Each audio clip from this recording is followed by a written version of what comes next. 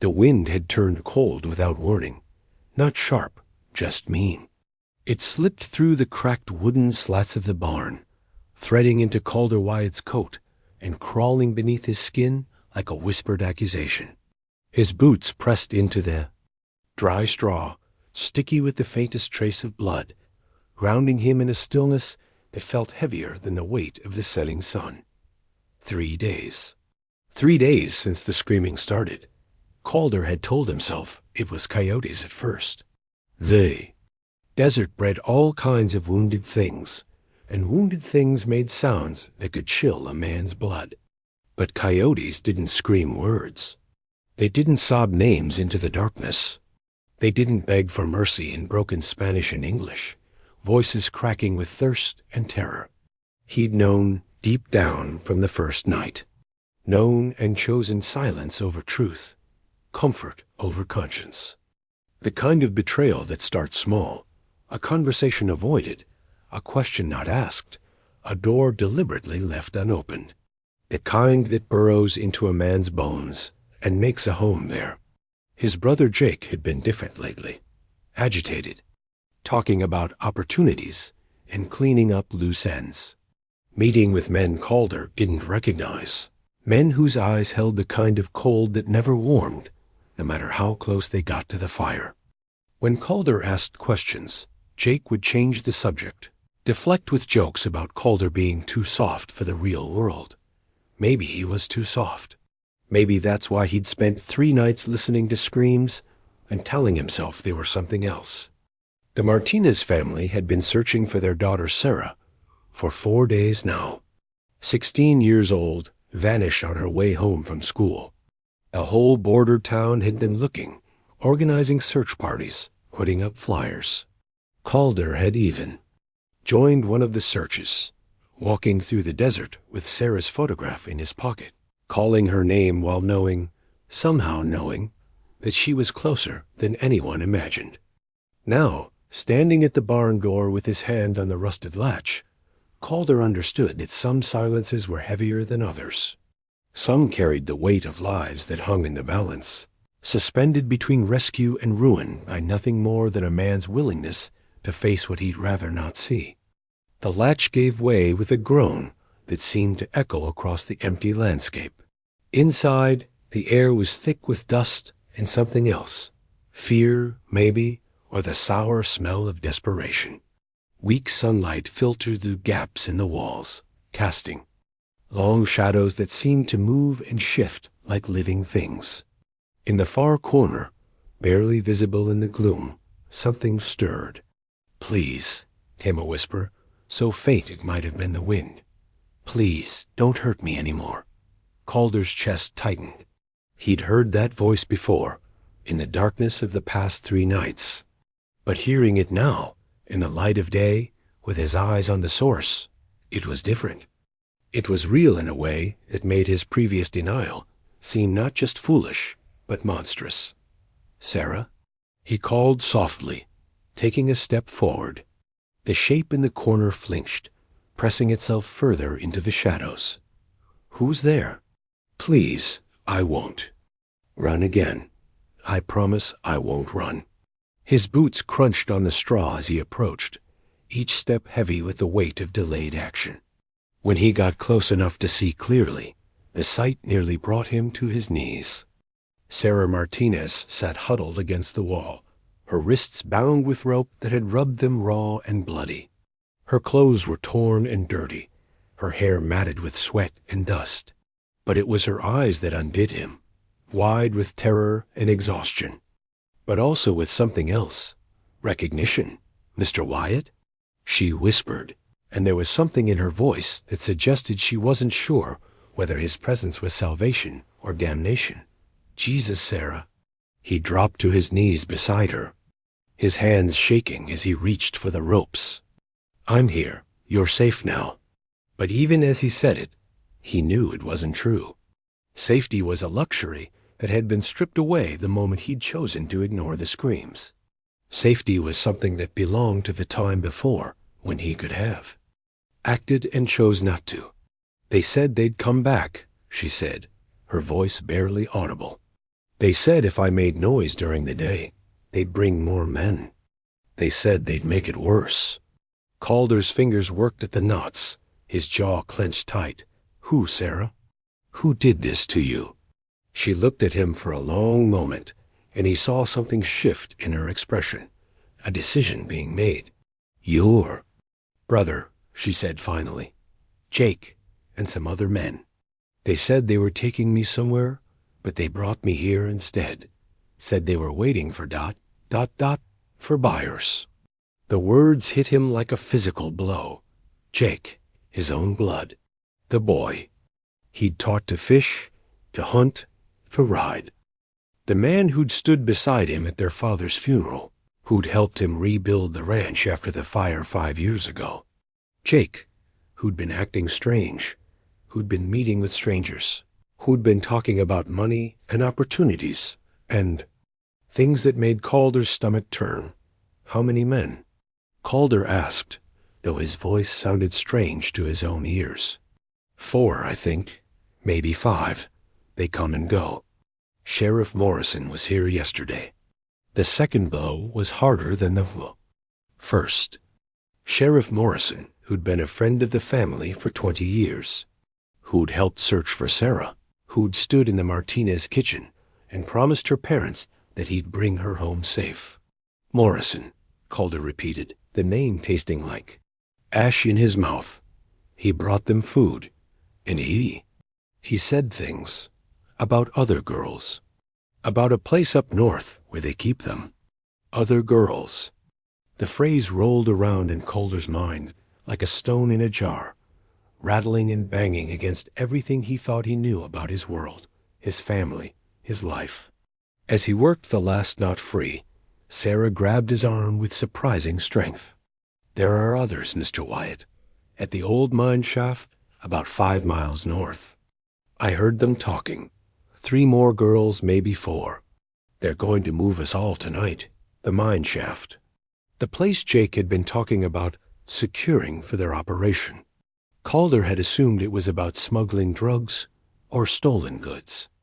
Across the border. The desert was full of such operations, and while he didn't approve, he told himself it wasn't his business. People did what they had to do to survive. But this wasn't about survival. This was about something darker, something that turned his stomach and made his hands shake with rage. We need to get you to town, he said, helping her to her feet. To the hospital. No. She shook her head violently.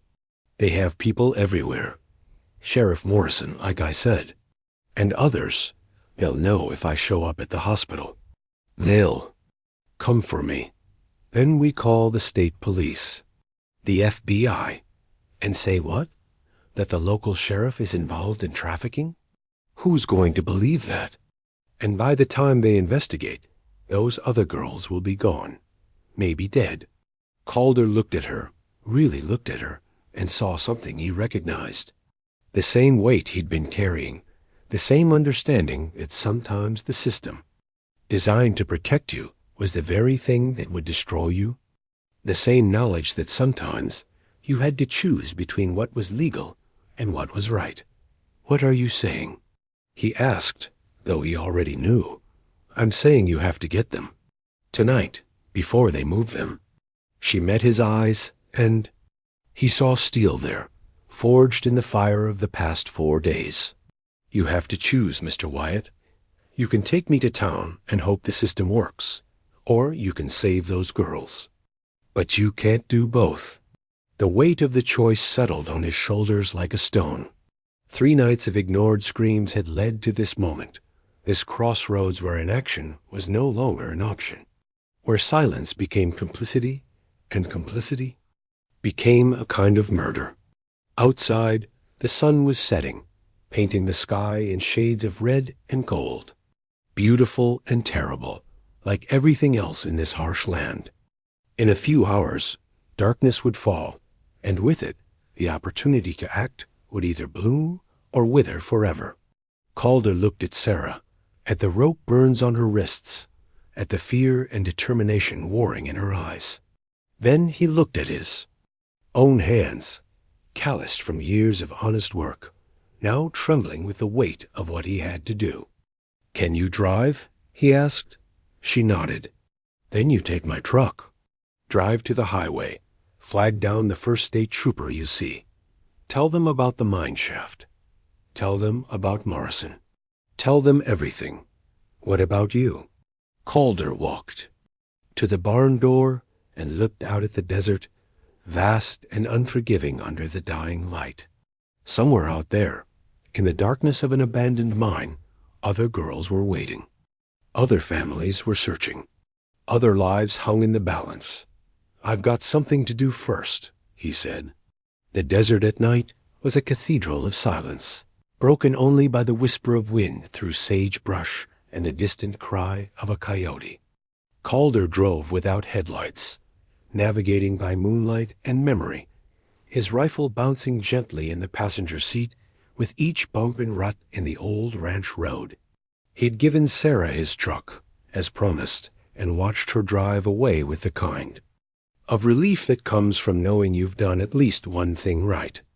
But relief was a luxury he couldn't afford to feel for long. Not with other girls still trapped, still waiting, still hoping that someone would care enough to risk everything for their freedom. The old mine shaft sat like a wound in the desert floor, its entrance barely visible in the moonlight. Calder had been here before, years ago, when he and Jake were boys exploring the abandoned workings that dotted the landscape like scars. Back then, it had been an adventure, a place to test their courage and brotherhood. Now it was something else entirely. He parked the borrowed ATV behind a cluster of rocks about a quarter mile from the entrance and made his way forward on foot, every sense alert to the possibility of sentries or guards. The mine had been abandoned for 30 years, but someone had been using it recently. He could see the tire tracks in the sand, the scattered debris of recent habitation. As he got closer, he could make out the faint glow of a campfire deeper in the tunnel, hear the low murmur of voices. His heart hammered against his ribs, not from fear, but from a kind of rage he'd never felt before. Clean rage, pure and simple. The kind that came from seeing something so fundamentally wrong that your entire being rebelled against it. He counted at least 3 voices, maybe 4. Jake's laugh carried clearly in the still air, and the sound of it made Calder's stomach turn. How many times had he heard that laugh growing up? How many shared jokes and memories now felt contaminated by this knowledge? Moving carefully through the brush, Calder worked his way around to the back of the mine, where he remembered a secondary entrance, little more than a crack in the rocks, but wide enough for a man to squeeze through if he was determined enough. It took him 20 minutes to find it, and another 10 to work his way through the narrow passage. But eventually he emerged into a side chamber that connected to the main tunnel. The voices were clearer now, and what he heard made his blood run cold. "Phoenix buyer wants them clean," Jake was saying. "No marks, no bruises. These aren't street girls, they're premium merchandise." "What about the Wyatt problem?" another voice asked. "Morrison." Calder was sure of it now. "Calder's not a problem," Jake replied. "He's too soft, too worried about doing the right thing. He'll never figure it out. He's been asking questions." "Let him ask. Questions aren't action, and action isn't in his nature. Never has been. Why do you think I never brought him into any of our operations?" Calder pressed himself against the rough stone wall, each word falling like a hammer blow. His own brother, discussing him like he was a weakness to be managed, a liability to be contained. The betrayal went deeper than he'd imagined. "Still," Morrison continued, "maybe we should think about relocating. Find a new base of operations. After tonight," Jake said. "One more shipment, then we'll think about moving. But this mine's perfect, isolated, defensible, and nobody comes out here except us. And the girls? They'll be gone by morning. Phoenix buyers sending a truck at dawn." Dawn. Calder checked his watch. 11:30 p.m. Less than 6 hours before the girls would be moved, possibly forever. 6 hours to figure out how to get them out alive, how to stop his brother and Morrison, and whoever else was involved in this. Nightmare. He eased deeper into the mine, following the sound of voices until he could see the main chamber. A campfire threw dancing shadows on the walls, and in its light he could see 4 men sitting around a makeshift table, playing cards, and drinking beer like they were on a camping trip instead of running a human trafficking operation. Jake sat with his back to the entrance, his shoulders relaxed, his posture casual. He looked the same as always, same weathered face, same calloused hands, same easy smile. But now Calder could see the cruelty in that smile, the coldness that had always been there, hidden beneath the surface of brotherly affection. Morrison faced the entrance, his badge glinting in the firelight. He was older than Calder remembered, his face lined with the kind of weariness that came from years of compromised morals and corrupted purpose. Beside him sat 2 other men Calder didn't recognize, younger, harder, with the kind of eyes that had seen too much and felt too little. "Where are the girls?" Morrison asked. "Side chamber," Jake replied, jerking his thumb toward a passage that led deeper into the mine. "Chained up nice and secure. They learned their lesson after the last one tried to run." The casual way he said it made Calder's vision blur with rage. These weren't statistics or merchandise to be discussed. They were children, someone's daughters, someone's sisters. They were Sarah Martinez, multiplied by 3 or 4, each one carrying their own weight of terror and desperation. Calder eased back into the shadows and worked his way toward the side chamber Jake had indicated. The passage was narrow and dark, forcing him to feel his way along the walls. After what felt like hours, but was probably only minutes, he emerged into a smaller chamber. The smell hit him first. Unwashed bodies, fear, and something else. Despair, maybe, or the particular staleness that comes from hope deferred too long. As his eyes adjusted to the darkness, he could make out shapes huddled against the far wall. "Don't hurt us," came a whisper. "Please, we'll be good. I'm not here to hurt you," Calder said softly. "I'm here to help." One of the shapes stirred, and he could see it was a girl, maybe 14 or 15, with long dark hair and eyes that reflected what little light filtered in from the main chamber. "You're not one of them," she said, and it wasn't a question. "No, my name's Calder. I'm here to get you out." "There's no way out," another voice said. "We tried. They always find us. Not this time." Calder knelt beside the first girl, examining the chains that bound her to the wall. Heavy iron, old but solid. He'd need bolt cutters or a hacksaw to get through them. "How many of you are there?" "3, the first girl said. "Maria, Carmen, and me, Rosa. Are you hurt? Can you walk?" "We can walk," Rosa said. "But the chains, ... I'll take care of the chains. But I need you to listen to me very carefully. When I come back, we're going to move fast and quiet. No talking, no crying, no matter what you see or hear. Can you do that?" The 3 girls nodded, and Calder felt something shift inside him. These weren't just victims to be rescued. They were allies in their own liberation, partners in a fight that none of them had chosen, but all of them had to win. "I'll be back," he promised. "Just hold on a little longer." He made his way back to the main chamber, where the 4 men were still playing cards. But now he could see something he'd missed before. A toolbox near the entrance, probably containing the bolt cutters he'd need to free the girls. The problem was getting to it without being seen. Calder studied the layout of the chamber, noting the shadows and blind spots, the placement of the men around the fire. It would be risky, but not impossible. He'd spent years hunting in this desert, learning to move without sound, to become invisible when necessary. He was about to make his move when he heard footsteps behind him. "Well, well," came a voice he recognized. "Look what we have here." Calder spun around to find himself facing a fifth man, someone he hadn't seen before. Tall, lean, with the kind of face that belonged on wanted posters. And in his hand, a pistol pointed directly at Calder's chest. "Boys," the man called out, "we got ourselves a visitor." The next few minutes passed in a blur of violence and confusion. Calder found himself dragged into the main chamber, his rifle taken, his hands bound behind his back.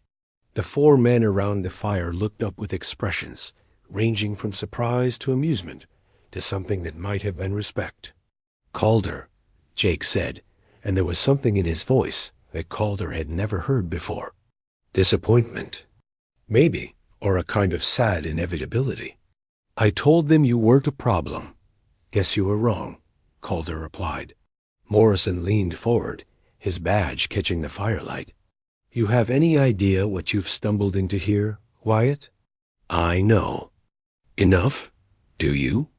Do you know that this operation brings in more money in a month than your little ranch makes in a year? Do you know that we've got buyers lined up from Phoenix to Los Angeles? All of them willing to pay premium prices for what we're offering? I know you're trafficking children." The words hung in the air like a challenge. Morrison's face darkened, and one of the other men, young, with tattoos covering his arms, stood up from the table. "Shut him up," the tattooed man said, "before he says something we can't ignore." "Like what?" Morrison asked. "Like the fact that we've been doing this for 2 years? Like the fact that we've moved more than 50 girls through this operation? Like the fact that your precious sheriff's department gets a cut of every transaction?" Calder stared at Morrison, seeing him clearly for the first time. Not the family friend who'd helped search for Sarah. Not the man who'd stood in the Martinez kitchen and promised to bring their daughter home. This was someone else entirely. Someone who'd sold his soul so long ago that he'd forgotten what it felt like to be human. "Why?" Calder asked. "Why do this?" Morrison laughed, but there was no humor in it. "You know what a sheriff makes in a county like this? You know what it's like to watch drug runners and coyotes make more money in a week than you make in a year? This is America, Wyatt. Money talks, and everything else walks. So you decided to start selling children. We decided to start providing a service, supply and demand, pure and simple. There's a market for what we're offering, and we're filling." Jake had been silent during this exchange, but now he spoke up. "It's not like that, Calder. It's not like we're hurting them. We're just moving them from one place to another." "Moving them where?" "Places where they'll be taken care of. Places where they'll have food and shelter and—" "Stop." Calder's voice cut through his brother's rationalization like a blade. "Just stop. You're talking about slavery, Jake. You're talking about selling human beings like cattle. I'm talking about business. You're talking about evil." The word hung in the air between them, heavy with accusation and years of buried disappointment. Jake's face went through a series of expressions: anger, hurt, defiance, before settling into something that might have been resignation. "Evil," he repeated. "You always were self-righteous, Calder. Always thought you were better than the rest of us. I never thought that. Didn't you? Growing up, you were always the good son, the one who did his homework, who helped with chores, who never got in trouble. Dad always held you up as an example. Why can't you be more like your brother? Remember that?" Calder did remember. The constant comparisons, the way their father had favored him without meaning to, the way Jake had always seemed to be fighting for attention, for approval, for something that always stayed just out of reach. That doesn't justify this. Doesn't it? You got the ranch when Dad died. You got the respect, the reputation, the easy life. What did I get?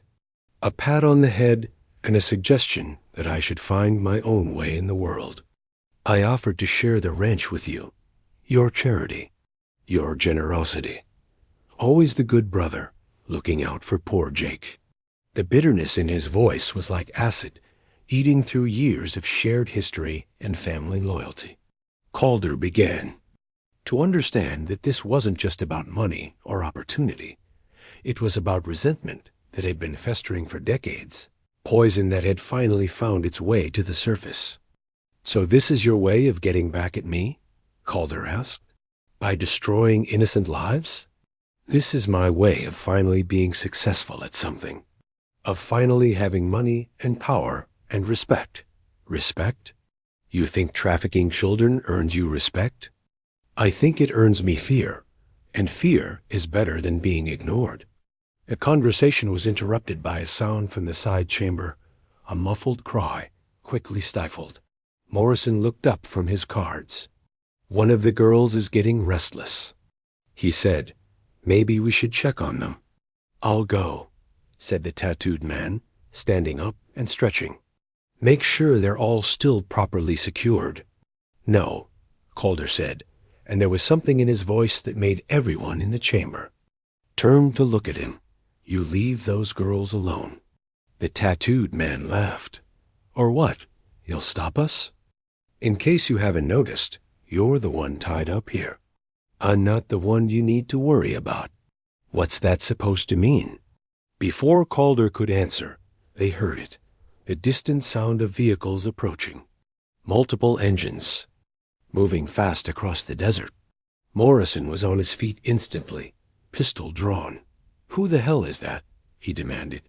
State Police, Calder said calmly. I sent Sarah Martinez to flag them down.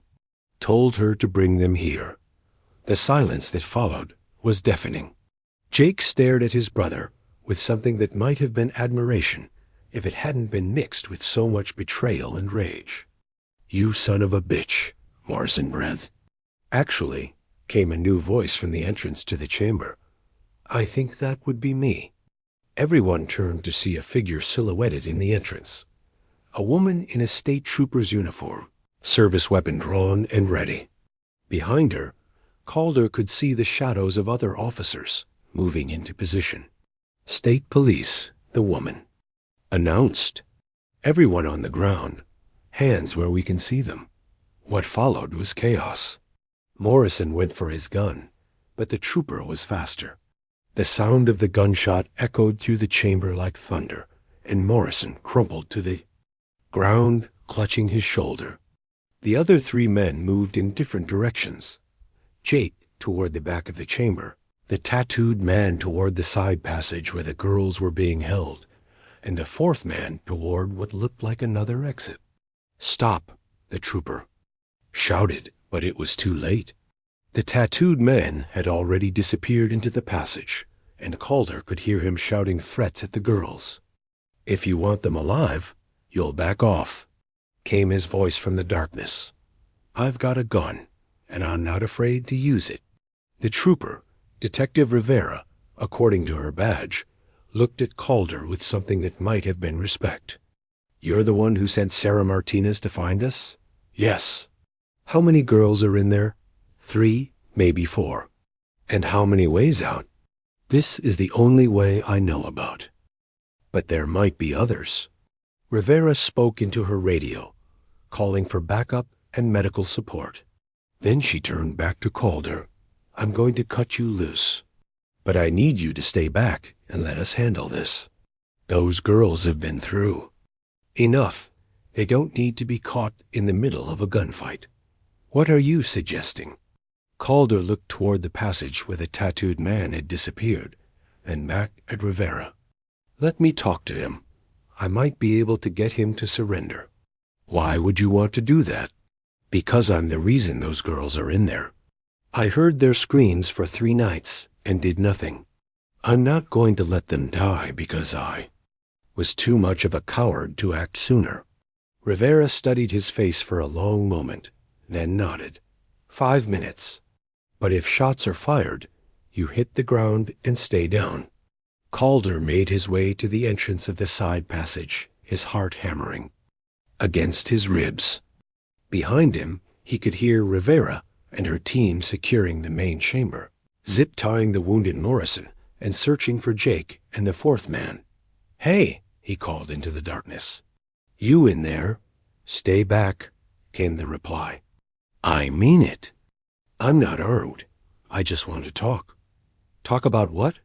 "About how this ends. About what happens next." There was a pause then. "What happens next is you all back off and let me walk out of here. Otherwise, these girls die." "That's not going to happen. The place is surrounded. State police, FBI, probably Border Patrol by now. You're not walking out of here. Then the girls die with me." Calder closed his eyes, feeling the weight of the moment pressing down on him like a physical force. Everything had led to this. 3 nights of ignored screams, years of willful blindness, a lifetime of choosing comfort over courage. But not anymore. "What's your name?" he asked. Another pause. "What?" "Your name. What do people call you?" "Why do you want to know?" "Because I want to know who I'm talking to. My name's Calder Wyatt. What's yours?" "Tommy Valdez." "How old are you, Tommy?" 23. "You have family?" "What's it to you?" "I'm wondering if you have people who care about you. People who wouldn't want to see you throw your life away." "My life's already thrown away. Has been since I was 12. There was something in his voice that made Calder's chest tighten. Not just desperation, but a kind of hopelessness. That spoke of years of pain and abandonment. "What happened when you were 12? "Foster care." "You know what happens in foster care?" "You learn real quick that nobody gives a damn about you. That you're just a paycheck, a burden, something to be managed until you age out of the system." "Is that how you ended up here?" "This is the only family I've ever had. These guys, they took me in when I had nothing. Gave me a place to belong." "They're not your family, Tommy. Family doesn't ask you to hurt innocent people. These girls aren't innocent. They're illegals. They don't belong here. They're children. They're merchandise." The word hit Calder like a physical blow. This was what his brother's operation had done. Turned a young man who'd been failed by every system, meant to protect him into someone who could look at children and see only dollar signs. "You don't believe that," Calder said. "I believe." "What I have to believe? What do you have to believe?" "That none of this matters. That these girls, me, you, we're all just trying to survive in a world that doesn't give a damn about any of us." "You're wrong." "Am I?